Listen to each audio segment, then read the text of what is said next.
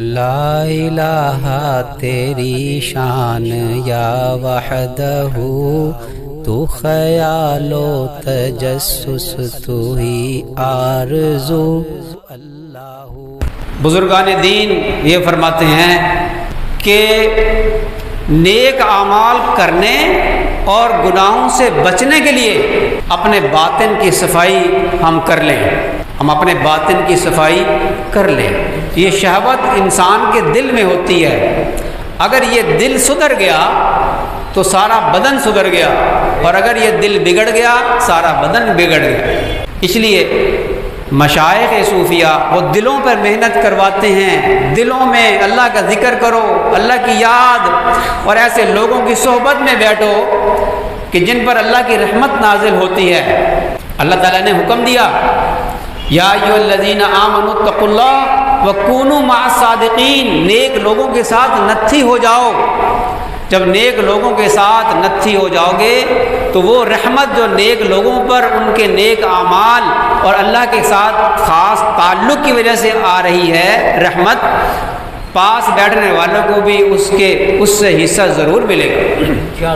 ایک بزرگ تھے، ان سے پوچھا کہ حضرت یہ بات سمجھ میں نہیں آتی کہ کسی کے پاس بیٹھنے سے اس کے اوپر اثرات کیسے ہو جاتے ہیں۔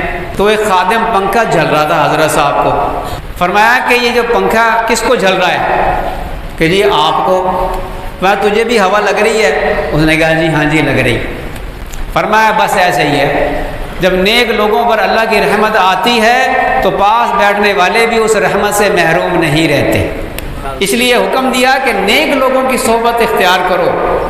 وہ فارسی کا ایک مقولہ ہے نا، کہ جس کا مطلب یہ ہے کہ جو نیک لوگوں کے ساتھ رہتا ہے وہ نیک ہو جاتا ہے، جو برے لوگوں کی صحبت میں رہتا ہے وہ برا ہو جاتا ہے۔ حدیث میں ہے کہ بکری والوں میں عاجزی ہوتی ہے، اور اونٹ والوں میں کینہ ہوتا ہے، گھوڑے والوں میں تکبر ہوتا ہے۔ بکری فرمایا بکری والوں میں عاجزی ہوتی ہے، بھیڑ نہیں فرمایا۔ یہاں پہ ایک نقطہ ہے، بھیڑ میں بھی عاجزی ہوتی ہے، بکری میں بھی عاجزی ہوتی ہے۔ اللہ تعالیٰ نے انبیاء علیہ السلام سے بکریاں چروائی ہیں، بھیڑیں نہیں، بکریاں۔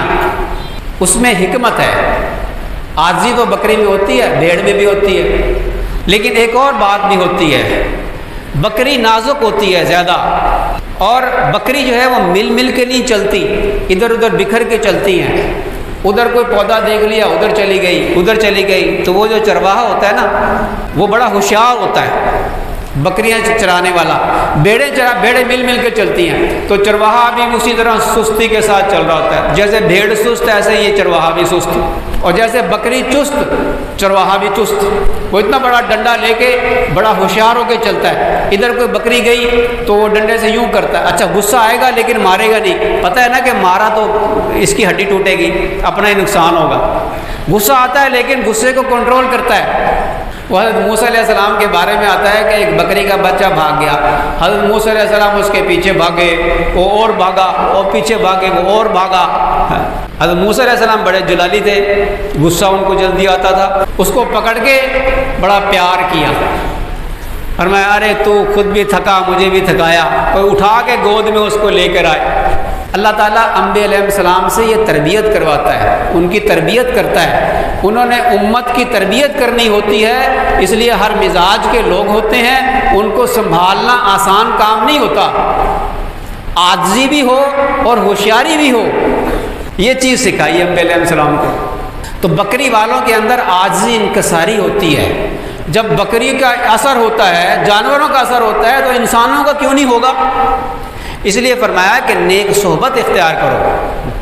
کبوتر با کبوتر، باز با باز، کنند ہم جنس با ہم جنس پرواز، کبوتر با کبوتر، باز با باز۔ نیک لوگوں کی طبیعت نیک لوگوں کے ساتھ ہی چلتی ہے۔ اسلام ایمان کا نور ہمارے قلب میں ہے، تو ہماری زیادہ ایمان والوں کے ساتھ ہماری اٹریکشن ہونی چاہیے۔ تو گناہوں سے بچنے کا بڑا نسخہ جو قرآنی نسخہ ہے وہ یہ ہے کہ ہم نیک لوگوں کی صحبت اختیار کریں، برے لوگوں کی صحبت کو ہم ترک کر دیں، چھوڑ دیں۔ بڑے بڑے گناہ پچھلے جمعے میں گنوا رہا تھا، میری ایک بات پہ تو کسی نے اعتراض بھی کر دیا کہ جی وہ حضرت صاحب نے یہ بات بڑی غلط کی ہے۔ مجھے بڑا تجسس ہوا کہ کون سی میں نے بات غلط کر دی۔ وہ پتہ چلا کہ وہ حدیث بیان کی تھی میں نے، اس پر کسی کو اعتراض ہو گیا۔ میں اس کو دوبارہ بیان کرتا ہوں آج پھر، کیونکہ حدیث کے الفاظ میں نے بیان کیے اور حدیث بڑے پردے کے ساتھ اس کو بیان کیا، بڑے وزنی الفاظ ہیں۔ فرمایا کہ تم دو چیزوں کی ضمانت دے دو، میں تمہیں جنت کی ضمانت دیتا ہوں۔ ایک وہ جو دو جبڑوں کے درمیان ہے یعنی زبان، اور ایک وہ جو دو رانوں کے درمیان ہے یعنی شرمگاہ۔ تم ان دو چیزوں کی ضمانت دے دو، میں تمہیں جنت کی ضمانت دیتا ہوں۔ کسی نے کسی کو کہا کہ یہ حضرت نے بات ٹھیک نہیں کی، حدیث کے الفاظ ہی یہی ہیں، بھائی میں کیا کروں؟ اور اس سے بڑھ کے کیا ہوگا؟ اللہ فرماتے ہیں قُلْ لِلْمُؤْمِنِينَ يَغُضُّوا مِنْ أَبْصَارِهِمْ وَاحْفَظُوا فُرُوجَهُمْ، آپ ان سے فرما دیجئے کہ نظروں کی حفاظت کریں یہ، اور اس چیز کی حفاظت کریں جو دو رانوں کے درمیان ہے یعنی شرمگاہ، اور یہ تمہارے تزکیے کے لیے بہت سب سے بڑی چیز ہے۔ اللہ فرما رہے ہیں اکثر گناہ اس زبان سے ہوتے ہیں، اس زبان کو کنٹرول کر لیں۔ حضرت ابوبکر صدیق رضی اللہ عنہ جیسی شخصیت انبیاء علیہ السلام کے بعد سب سے اونچی، سب عظمت والی شخصیت، سب سے پہلے امت میں حضرت ابوبکر صدیق جنت میں جائیں گے۔ سب سے زیادہ خشیت الہی ان کے دل میں تھی۔ وہ اپنی زبان کو پکڑ کر فرماتے تھے اے زبان تو مجھے ہلاک کروائے گی، اتنے محتاط پھر بھی ڈرتے تھے۔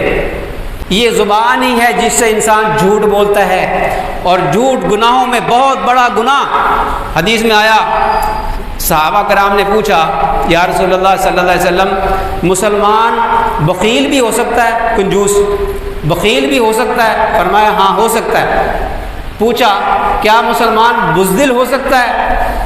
کیونکہ صحابہ کرام سمجھتے تھے کہ یہ دو صفات ایسی ہیں کہ مسلمان میں نہیں ہو سکتی۔ صحابہ کرام نے اس لیے پوچھا کیا مسلمان بزدل بھی ہو سکتا ہے؟ فرمایا ہاں بزدل بھی ہو سکتا ہے۔ پھر صحابہ کرام نے پوچھا کیا مسلمان جھوٹ بول سکتا ہے؟ فرمایا نہیں، مسلمان جھوٹ نہیں بول سکتا۔ اور نبی کریم صلی اللہ علیہ وسلم کو جھوٹے سے جتنی یعنی وہ تھی ناپسندیدگی تھی، جھوٹے کو جتنا ناپسند فرماتے تھے اتنا زیادہ کسی کو ناپسند نہیں فرماتے تھے کہ مسلمان ہو کر جھوٹ بولے۔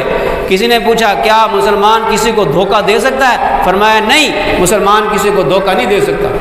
یہ گناہ کبیرہ ہیں، اور ہم دیکھ لیں کہ آج مسلمان تاجر کہتا ہے کہ جھوٹ کے بغیر تجارت نہیں ہوتی، وکیل کہتا ہے کہ جھوٹ کے بغیر وکالت نہیں ہوتی، سیاستدان کہتا ہے کہ جھوٹ کے بغیر سیاست نہیں ہوتی۔ ہمارے معاشرے میں کتنا جھوٹ پھیلا ہوا ہے۔ باپ اپنے بچے کو جھوٹ سکھاتا ہے، باہر جا کر کہہ دو کہ ابو نہیں ہے گھر پہ، تو ہم دیکھ لیں کہ یہ گناہ کبیرہ ہمارے معاشرے کے اندر کتنے پھیلے ہوئے ہیں۔ میں نے پچھلے جمعے بدنظری کی بات کی تھی، بدنظری کتنی پھیلی ہوئی ہے، اور ان اعمال کا اثر دل پر پڑتا ہے، دل کا اثر ان اعضاء پر پڑتا ہے، اور گناہ سے شدہ دل سیاہ ہو جاتا ہے۔ کلا بل ران علی قلوبہم ما کانوا یکسبون، گناہوں نے ان کے دلوں کو سیاہ کر دیا، اب ان میں خیر کی رغبت نہیں رہی۔ ان گناہوں کی وجہ سے ہم سے نیک اعمال چھوٹ جاتے ہیں۔ تہجد فوت ہو گئی ایک بزرگ کی، وہ سوچ میں پڑ گئے کہ مجھ سے کون سا گناہ ہوا تھا۔ سوچتے سوچتے کہنے لگے ہو میں بازار میں جا رہا تھا، میری نظر ایسے اوپر اٹھی، اوپر چھت پر ایک عورت کھڑی تھی، میری نظر اس عورت پر پڑ گئی، اس کی نحوست سے میری تہجد فوت ہو گئی۔ اللہ والے اپنا محاسبہ ایسے کرتے تھے، کوئی گناہ تو نہیں ہو گیا، ہم پر پریشانی آ گئی، اللہ فرماتے ہیں تمہارے گناہوں کی وجہ سے ہے، اس لیے سب سے پہلے استغفار کرو۔